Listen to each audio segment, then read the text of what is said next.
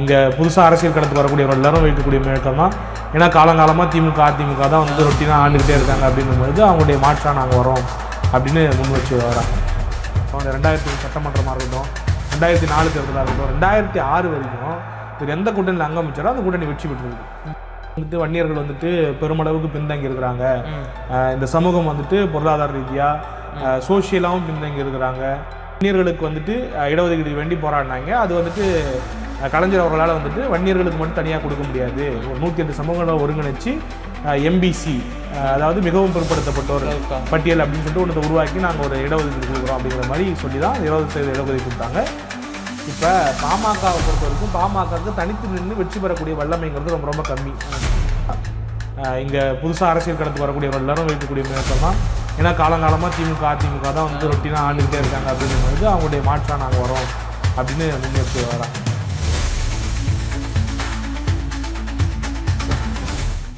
வணக்கம் மக்களே. பொதுவாகவே தமிழ் சினிமாவில் பார்த்தீங்கன்னா வாழ்க்கை வரலாறு அப்படிங்கிறது வந்து ஒவ்வொரு காலகட்டத்திலும் ஒவ்வொருத்தவங்களோட சாதிச்சவங்களோட வாழ்க்கை வரலாறு வந்து எடுக்கப்பட்டுட்டு தான் இருக்குது. அதுவும் மக்கள் பார்த்துட்டு தான் இருக்காங்க. அதை தாண்டி இப்போ பார்த்தீங்கன்னா மருத்துவர் ஐயா அவர்களோட வாழ்க்கை வரலாறு படமாகப்படுது. அது சேரன் அவர்கள் டைரக்ட் பண்ணுறான்ற நியூஸ் வந்து பயங்கர கான்ட்ரவர்சியாக பேசப்பட்டு இருக்கு. அதை பற்றி பேசுவதற்காக தமிழரசர் நம்மளோட இணைஞ்சிருக்கார். வணக்கம். வணக்கம். எப்படி இருக்கீங்க? நல்லா இருக்கு. ஸோ ஐயா, இந்த கதை வந்து உருவாக்கப்பட்டு இப்போ அடுத்தபடியான நகர்வை நோக்கி நகர்ந்துட்டு இருக்கு. அதை பற்றின உங்களோட கருத்து என்ன?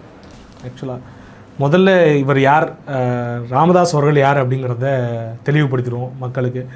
அவரை எல்லாருக்குமே தெரிஞ்சிருக்கும். அரசியலை உற்று நோக்கக்கூடிய எல்லாருக்குமே வந்துட்டு நிச்சயமாக ராமதாஸ் அவர்களை தெரிஞ்சிருக்கும். ஏன்னா கிட்டத்தட்ட கடந்த ஒரு 30 ஆண்டுகளாக 3 தசாப்தங்களாக அரசியலில் ஒரு தீர்மானிக்கக்கூடிய சக்தியாக பயணிச்சிருக்கிறாரு.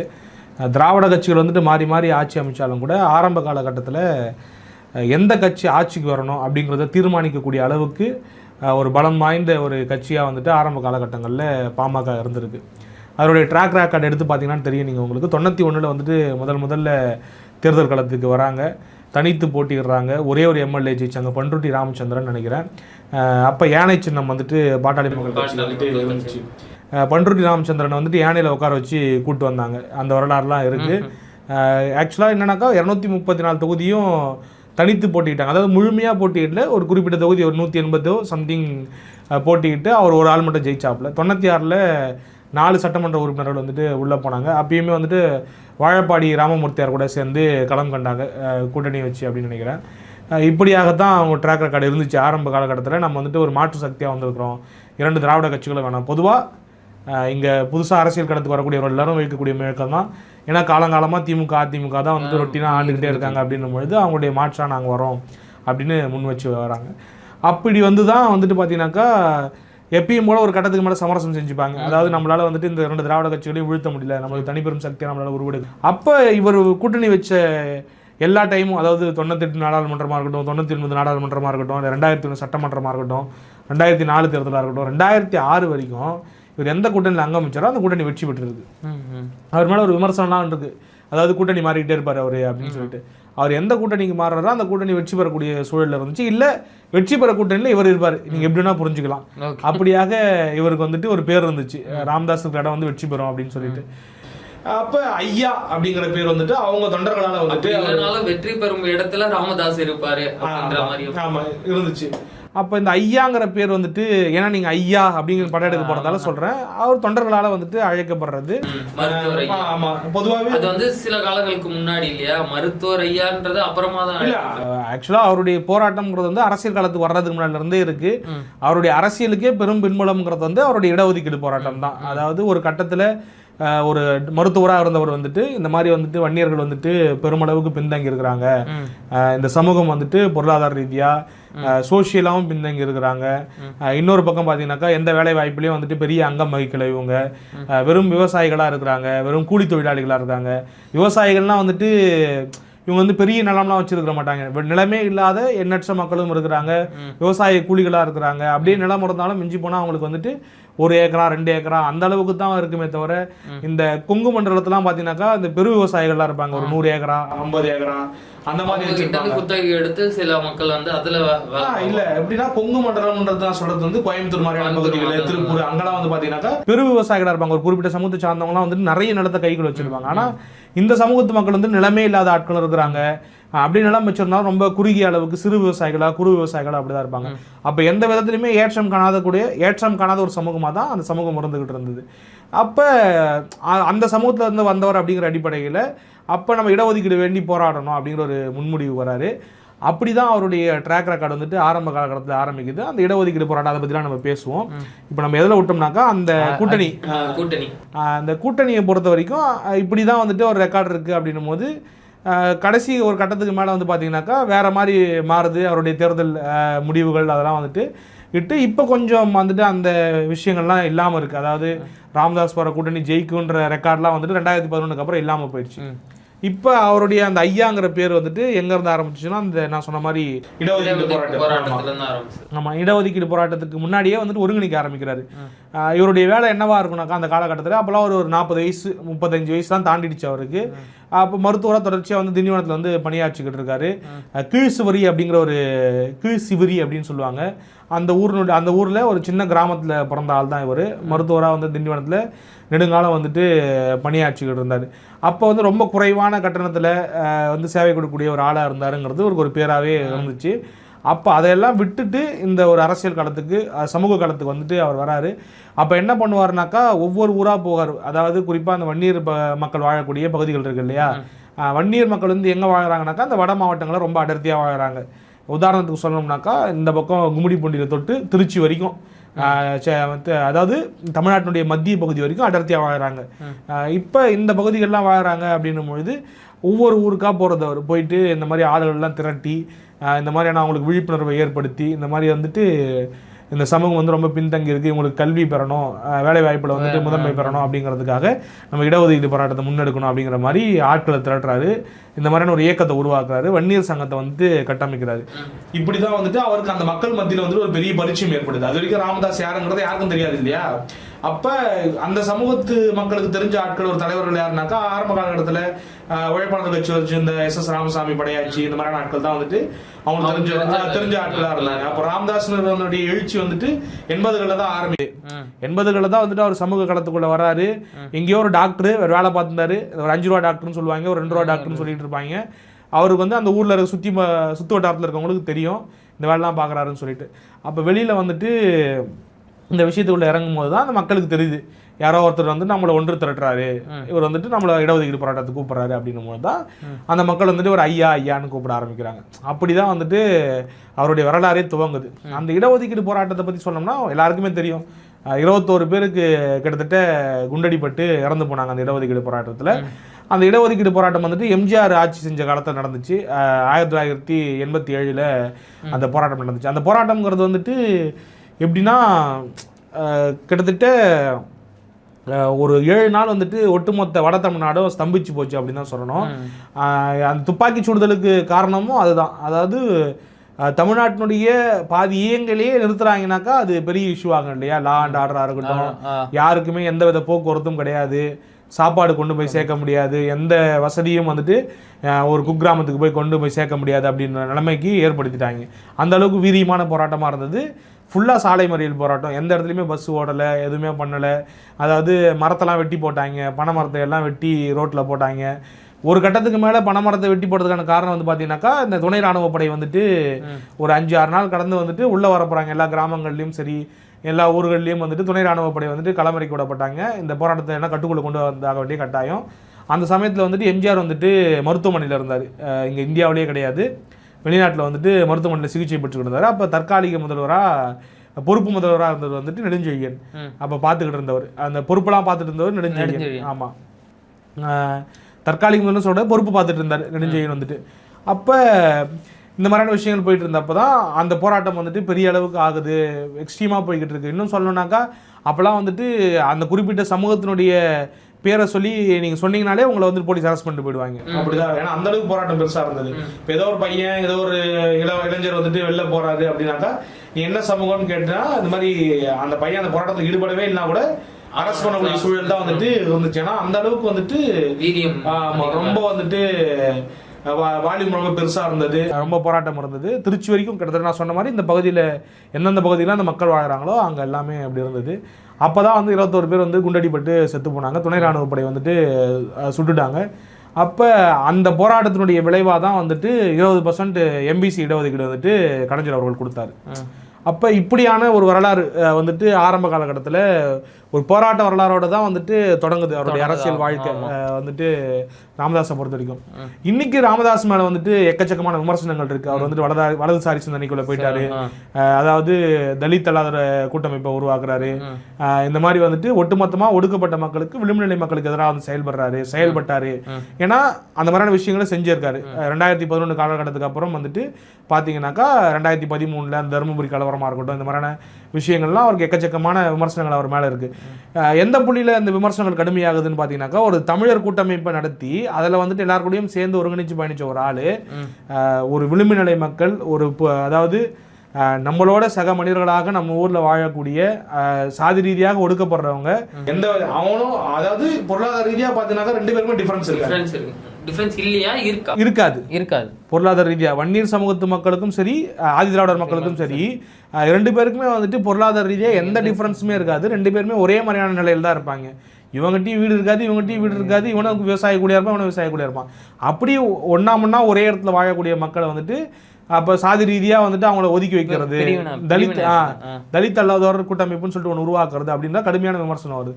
இப்போ என்னன்னாக்கா, கம்ப்ளீட்டாக இடதுசாரி சிந்தனையை நம்ம பேசிட்டு நம்ம வந்துட்டு பார்ப்பனியத்துக்கெல்லாம் எதிராக வந்துட்டு கடுமையாக முழங்க நாள் யாருனாக்கா இதே ராமதாஸ் அவர்கள் தான்.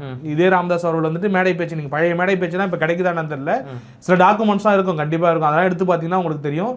இன்னைக்கு 2011 அப்புறம் காலகட்டத்தில் பார்த்த ராமதாஸ் வேற, அதுக்கு முன்னாடி நீங்க பார்த்த ராமதாஸ் 2016 அப்புறம் 11க்கு முன்னாடி அப்ப நீங்க கிட்டத்தட்ட 11க்கு முன்னாடி வந்து பாத்தீங்கன்னாக்கா இந்த தமிழ் தேசியத்தின் மீது ஈடுபாடு உள்ள கட்சிகள், இந்த விடுதலை சிறுத்தைகளாக இருக்கட்டும், இன்னும் இதர கட்சிகளாக இருக்கட்டும், எல்லாரும் சேர்ந்து ஒரு கூட்டமைப்பை உருவாக்கி அதில் பயணப்பட்டாங்க.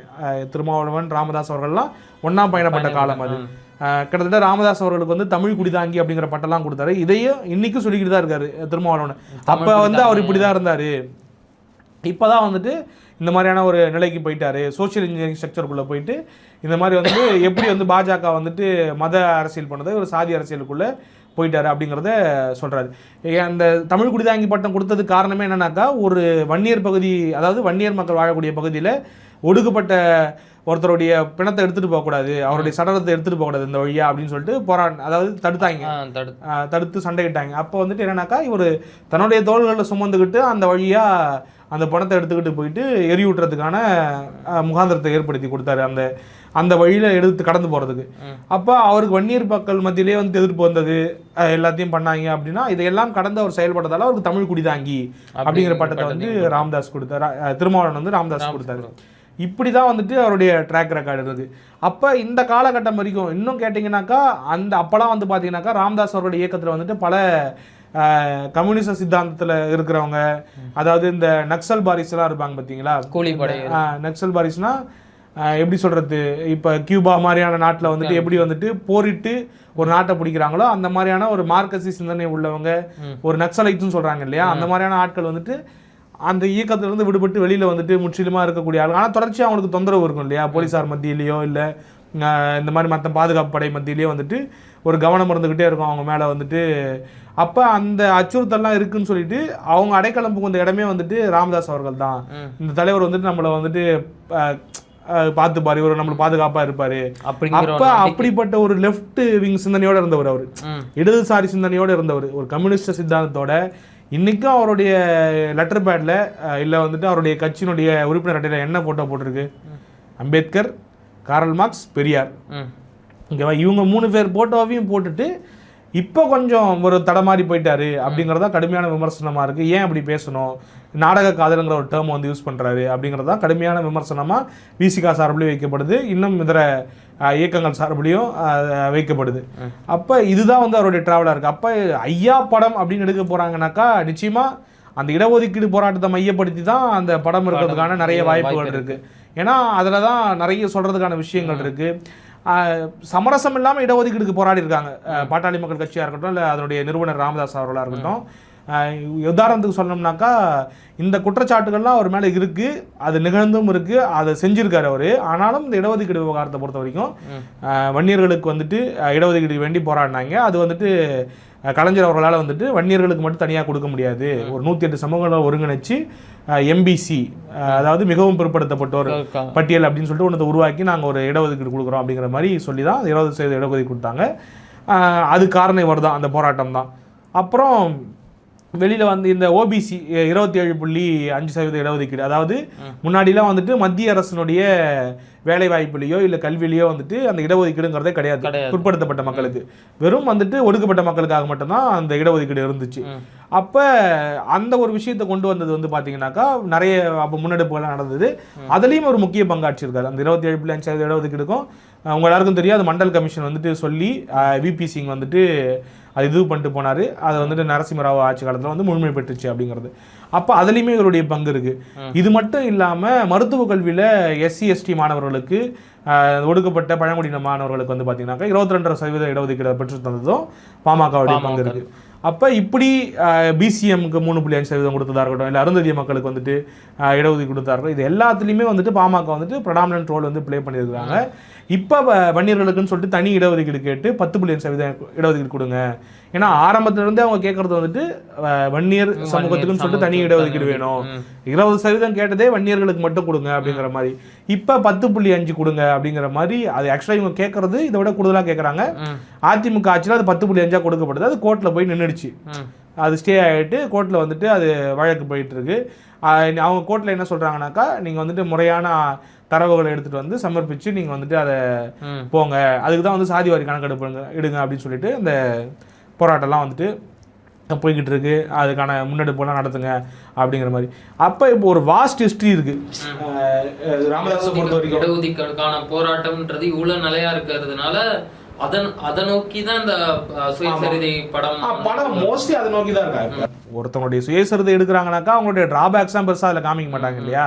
இப்போ ராமதாஸ் அவர்கள் வந்துட்டு இந்த விஷயங்கள்லாம் செஞ்சார், நம்ம குறிப்பிட்டோம் இல்லையா. 2011 அப்புறம் இந்த மாதிரியான விஷயங்கள்லாம் திசை மாறி போனார் அவர் அரசியலில். இன்னும் கேட்டிங்கனாக்கா அந்த ராமதாஸ் அவர்களை வந்துட்டு அப்படியே தொடர்ந்து இருந்தாருனாக்கா இந்தியாவிலேயே ஒரு மிகப்பெரிய ஓபிசி தலைவராக மாறி இருப்பாருங்கிறது பல பேருடைய கருத்தாக இருக்குது. ஏன்னா ஓபிசி இந்த ராம்தாஸ் அத்வாலேலாம் சொல்லுவாங்க, அவங்களுடைய அந்த மாதிரியான ஒரு தோற்றம் கொண்டவராக இருந்தார், ஒரு பெரிய தலைவராக உருவெடுத்திருப்பார் இந்திய அளவில் அப்படிங்கிற மாதிரிலாம் பேசப்பட்டது. இன்றைக்கும் அவருக்கு வந்துட்டு ஒரு செல்வாக்கு இருக்குது, தமிழகத்து செல்வாக்கு இருக்குது. அதாவது இப்போ பிரதமர் மோடி அவர்கள்லாம் வந்தாலும் கூட தனி கவனம் செலுத்துகிறாரு அவருக்கு. அந்த மாதிரி ஒரு தலைவர்கள் மத்தியில் ஆல் ஓவர் இந்தியாவில் செல்வாக்கு இருந்தாலும் கூட அவர் வழி மாறி போயிட்டாருங்கிறத ஒரு விமர்சனம் வந்துட்டு கண்டிப்பாக இருக்க தான் செய்யுது. ஆமாம், அப்போ ஒரு பயோகிராஃபி எடுக்கிறாங்கனாக்கா நிச்சயமாக அவங்களுடைய பாசிட்டிவ் தான் அதிகமாக காட்ட போகிறாங்க. அப்போ அவருடைய பிரதானமான ஒரு விஷயம் அவருடைய அரசியல் வாழ்க்கையில் எது இருக்குனாக்கா, அவருடைய வாழ்க்கையிலேயே ஒரு பிரதானமான அங்கம் இன்னைக்கு ராமதாஸ் வந்துட்டு ஒட்டுமொத்த தமிழகத்துக்கும் அடையாளப்பட்டிருக்காருன்னா அதுக்கு காரணம் அந்த 87 இடஒதுக்கீடு போராட்டு.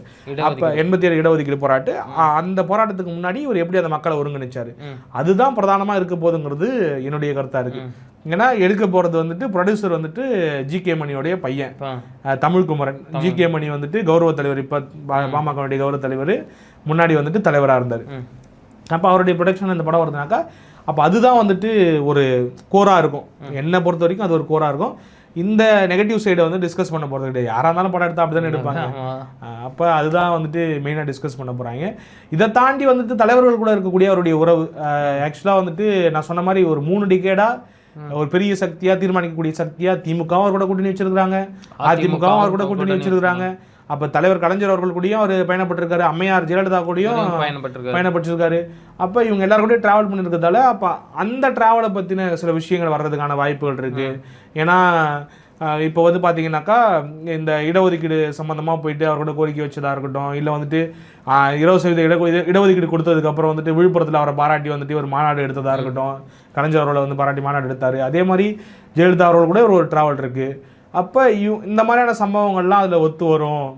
நிறைய நிகழ்ச்சிகள்லாம் வந்து இது சம்மந்தமான இன்சிடென்ட்ஸ்லாம் நிறைய வரதுக்கான வாய்ப்புகள் இருக்குது. ஆமாம், தலைவர்களோட அவர் நடந்த அந்த சந்திப்புகளாக இருக்கட்டும், இல்லை அவங்களோட நடந்த அந்த அரசியல் ட்ராவலாக இருக்கட்டும், அதை பற்றிலாம் வரதுக்கு நிறைய வாய்ப்பு இருக்குது. ஸோ 2011 அப்புறம் கட்சிக்குள்ளே ஏற்பட்ட பிளரும் சரி, இப்போ அவர் குடும்பத்துக்குள்ளே ஏற்பட்டு இருக்க பிளரும் சரி, இது அதெல்லாம் படத்தில் காட்ட வாய்ப்பு கிடையாது. ஆக்சுவலாக என்னன்னா 2011 அப்புறம் அதுக்கான அந்த விஷயத்த நம்ம பேசணும்னாக்கா நான் சொன்ன மாதிரி 2011 வரைக்கும் தான் அவங்க வந்துட்டு பீக்ல இருந்தாங்க. அதாவது பீக்ல இருந்தாங்கன்னாக்கா டிசிஷன் சரியா எடுத்தாங்க, சரியான முடிவுகள் எடுத்தாங்கன்னு சொல்லலாம் இல்லையா.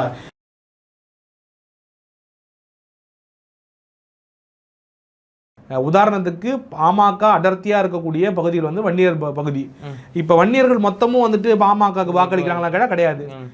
வன்னியர்கள் பிரதானமா யாருக்கு வாக்களிக்கிறாங்கனாக்கா திமுகவுக்கும் அதிமுகவுக்கு தான் வாக்களிக்கிறாங்க. இப்ப நீங்க ஒரு பகுதின்னு போய் எடுத்துக்கிட்டீங்கன்னாக்கா ஒரு இப்போ உதாரணத்துக்கு ஒரு தொகுதி, ஒரு ஏதாவது ஒரு தொகுதி சொல்லுங்களேன், உங்களுக்கு தெரிஞ்ச தொகுதி இந்த வட மாவட்டங்கள்ல உங்க தொகுதியே சொல்லுங்க. சரி, ஏதோ ஒரு தொகுதி. சரி, ஓகே. இப்போ திருவண்ணாமலை இருக்கு, செஞ்சி இருக்கு, இப்ப திண்டிவனம் இருக்கு. இந்த மாதிரியான தொகுதிகளில் போயிட்டு நீங்க பிரதானமா யார் இருப்பாங்கன்னாக்கா இந்த வன்னியர் மக்களும் ஆதி திராவிடர் மக்களும் தான் அதிகமா இருப்பாங்க. அப்ப கணிசமான வாக்கு வன்னியர் மக்களுக்கு இருக்குனாக்கா, இப்போ ஒரு உதாரணத்துக்கு ஒரு தொகுதியில் 80,000 வாக்கு இருக்குனாக்கா அந்த 80,000 வந்து பாட்டாளி மக்கள் கட்சிக்கு விழுறது கிடையாது. மேபி ராமதாஸ் அவர்கள் வந்துட்டு ஒரு தலைவர், ராமதாஸ் அவர்கள் வந்துட்டு இந்த இடஒதுக்கீடுக்காக போராடிருக்காரு அப்படிங்கிற ஒரு நன்மதிப்பு இருக்கும், இவர் மேல வந்துட்டு தனிப்பட்ட ஒரு மதிப்பு இருக்குமே தவிர அவங்க வந்துட்டு ஃபுல்லா அவங்களுடைய வாக்காளர்களா மாறிடுறாங்களான்னு கேட்டா கிடையாது. காலங்காலமா திமுக இருக்கவங்க திமுக தான் வாக்களிக்கிறாங்க, அதிமுக இருக்கவங்க அதிமுக தான் வாக்களிக்கிறாங்க. ஒரு 80,000 வாக்கு ஒரு தொகுதியில் இருக்குன்னா ஒரு 20,000 15,000 தான் பாட்டாளி மக்கள் கட்சிக்கு போலாகுது. மீதி 60-65,000 வந்துட்டு 2 திராவிட கட்சிகள் தான் ஸ்பிட் பண்ணிக்கிறாங்க. அப்ப இப்படியான சூழல் தான் இருக்கும்போது தனித்து வெற்றி பெறக்கூடிய வல்லமை வந்துட்டு பாட்டாளி மக்கள் கட்சி கிடையாது. அப்ப ஏதோ ஒரு வகையில இந்த 2 கட்சிகள் கூட சேரும் பொழுது அந்த கட்சிகளும் பலம் பெறுது, இவருக்கும் பலன் பெறாரு. அப்ப அந்த இடத்துல வெற்றி சாத்தியப்படுது. அவங்களுக்கும் ஓட் டிரான்ஸ்ஃபர் ஆகுது, இவங்களுக்கும் இவங்களுடைய ஓட் டிரான்ஸ்ஃபர் ஆகுது. அப்போ ஒரு எம்எல்ஏக்கள் கிடைக்கிறாங்க. அந்த அடிப்படையில தான் பாத்தீங்கன்னா நான் சொன்ன மாதிரி 96லேருந்து 98 இருக்கட்டும், 99 இருக்கட்டும், 2001 2004 சொல்லிட்டு கணக்குகளை சரியா போட்டிருக்காரு. இந்த கூட்டணியில் நம்ம சேர்ந்தா இது வெற்றி வாய்ப்பு அதிகமா இருக்கும் அப்படிங்கிற மாதிரி கணக்குகளை சரியா போட்டு இவருடைய ஓட்டு அங்கே டிரான்ஸ்ஃபர் ஆகி அவங்களுடைய ஓட்டு இவருக்கு கெயின் ஆகி ஒரு சக்ஸஸ்ஃபுல் ஃபார்முலாவில் பயணப்பட்டுக்கிட்டு இருந்திருக்காரு. அப்போ ஒரு கட்டத்துக்கு மேலே அது ஒர்க் அவுட் ஆகாமல் போயிடுச்சு. அப்படிதான் நம்ம வந்துட்டு பார்க்கணும், புரிஞ்சுக்கணும். இதில் ஒரு பீக்கான இன்சிடென்ட் என்னன்னாக்கா, இந்த குறிப்பாக வந்துட்டு பாட்டாளி மக்கள் கட்சி வந்து இந்த ஒரு விவகாரத்தில் வந்துட்டு ரொம்ப கான்சியஸாக இருப்பாங்க. மது வந்துட்டு ஒழிக்கணும், மது வந்துட்டு முற்றிலுமாக தமிழகத்தில் இருக்கக்கூடாது, ஒரு சொட்டு இல்லா மது தமிழகத்தை வந்துட்டு ஒரு சொட்டு மது இல்லா தமிழகத்தை அமைப்போம் அப்படிங்கிறது தான் அவங்களுடைய முழக்கம் காலங்காலமாக இருக்குது. அதுக்காக எக்கச்சக்கமான போராட்டங்களை மேற்கொண்டிருக்கிறாங்க. அதெல்லாம் வந்து நம்ம வந்துட்டு குறைத்து மதிப்பிட முடியாது. நம்ம எந்த அளவுக்கு ராமதாஸ் அவர்கள் மீது விமர்சனம் வைக்கிறோமோ இந்த ஒரு விவகாரத்தில் வந்துட்டு ராமதாஸ் அவர்கள் அளவுக்கு போராட்டத்தை முன்னெடுத்தவங்க யாருமே கிடையாது. ஏன்னா கிட்டத்தட்ட அவர் வைத்த முழக்கம் வந்துட்டு ஒரு தேர்தலுடைய முழக்கமாகவே மாறிச்சு. 2016 மாற்றம் முன்னேற்றம் அன்புமணி அப்படிங்கிற முழக்கத்தை வைக்கும் போது அவர் என்ன சொன்னார்னாக்கா, என்னுடைய முதல் கையெழுத்து வந்துட்டு ஒரு சொட்டு இல்லா தமிழகத்தை உருவாக்குவது, மது இல்லா பூரண மது விலக்கு தான் என்னுடைய முதல் கையெழுத்துன்னு சொல்லிட்டு தான் அன்புமணி வந்துட்டு பிரச்சாரமே பண்ண ஆரம்பிச்சாரு. அப்ப என்ன பண்ணிட்டாங்க, அவருடைய அந்த புஷ்னால எல்லா கட்சிகளும் அந்த வாக்குறுதியை கொடுத்தாங்க. திமுக வந்துட்டு என்ன சொன்னாங்க, நாங்களும் பூரண மது விலக்கு கொண்டு வருவோம் அப்படின்னாங்க. அது இன்னி வரைக்கும் நடக்காத விஷயம். 2016 அதிமுக என்ன சொன்னாங்கன்னா படிப்படியா மது விலக்கு கொண்டு வருவோம் அப்படின்னாங்க. அதனாலதான் ஆரம்ப காலகட்டத்தில் அந்த அம்மையார் வந்து என்ன பண்ணாங்க, இந்த 10 மணிக்கு திறக்கிற டாஸ்மார்க்க 12 மணிக்கு மாத்தினாங்க, இந்த டைம் டியூரேஷன் கொஞ்சம் குறைச்சாங்க, அதெல்லாம் பண்ணாங்க.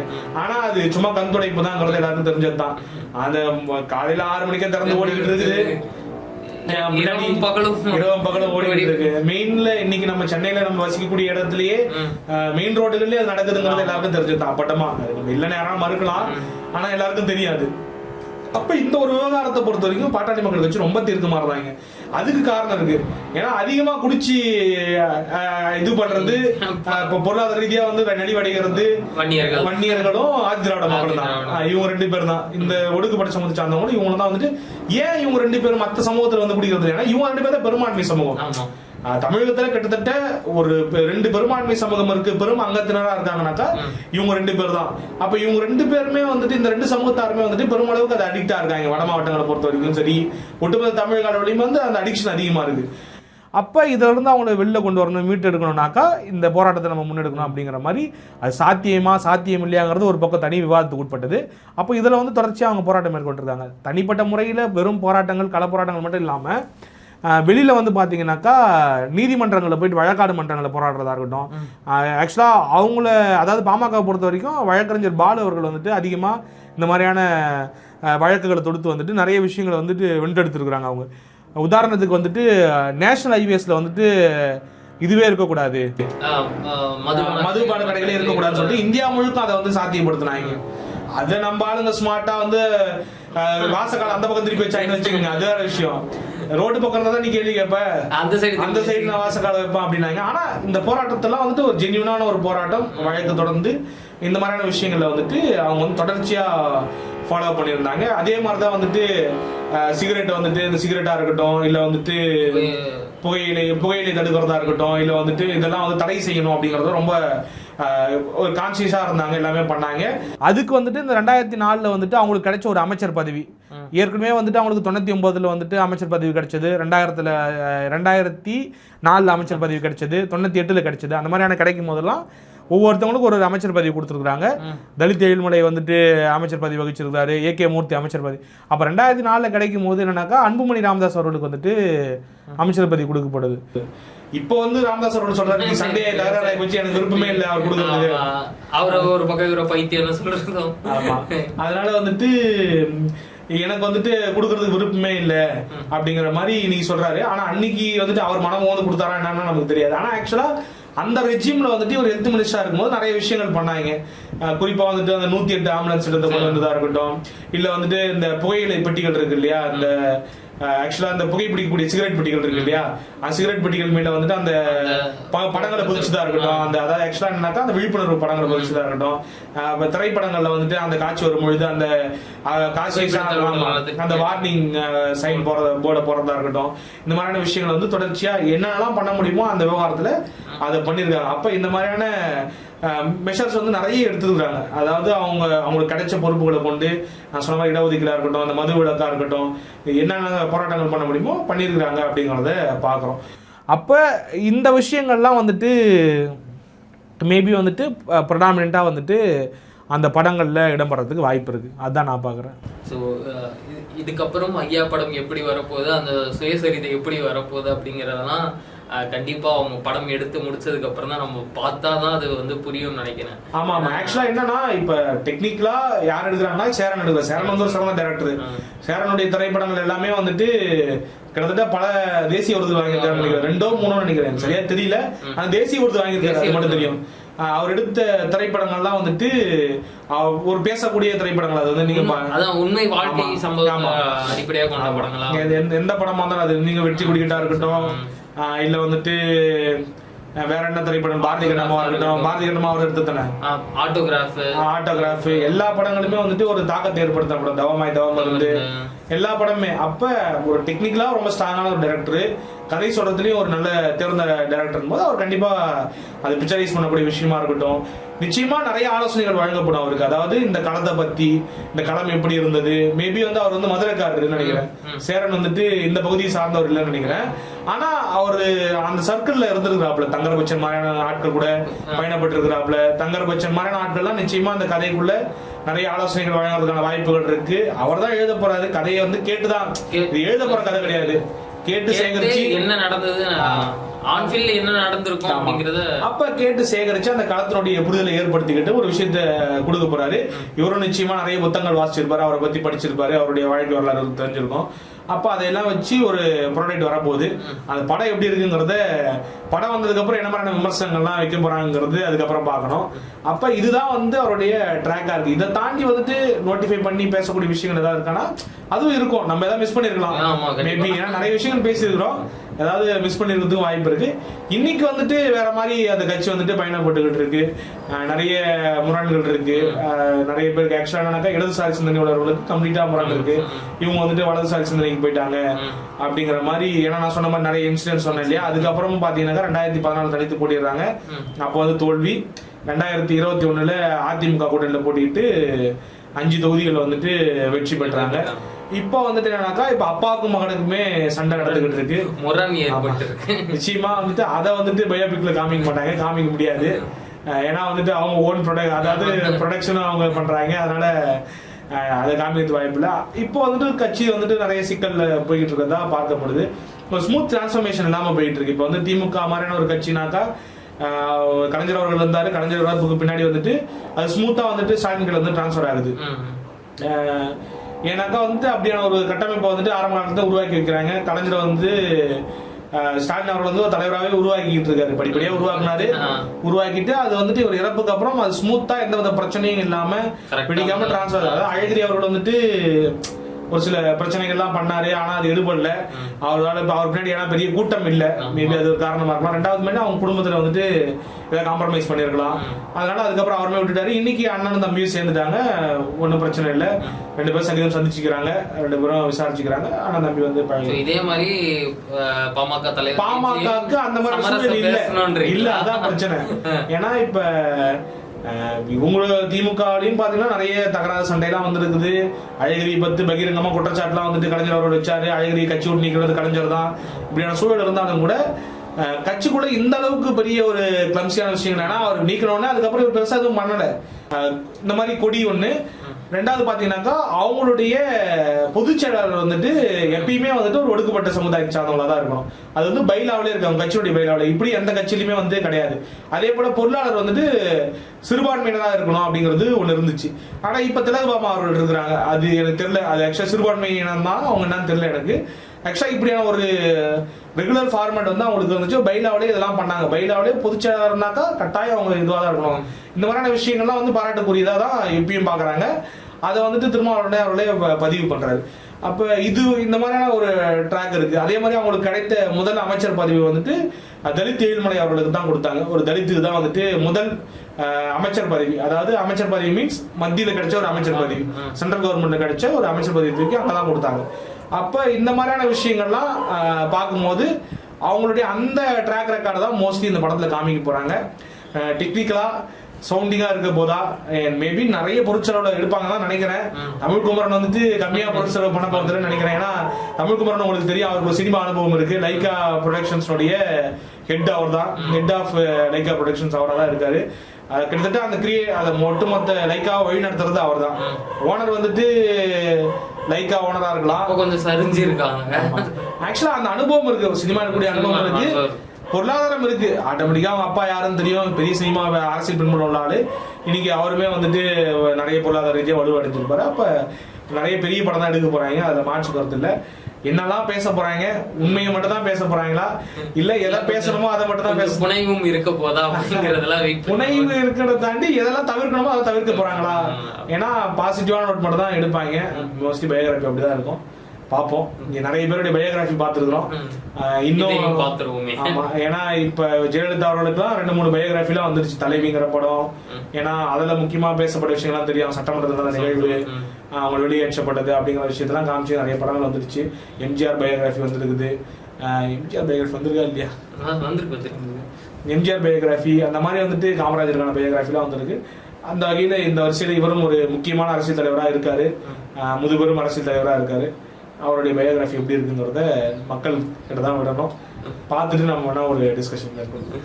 சரி, இதே மாதிரியான அடுத்த ஒரு சந்திப்புல ஒரு நிகழ்வுல நான் உங்களை சந்திக்கிறேன். Until then bye from VJ Surya. டாடா, பை பாய்.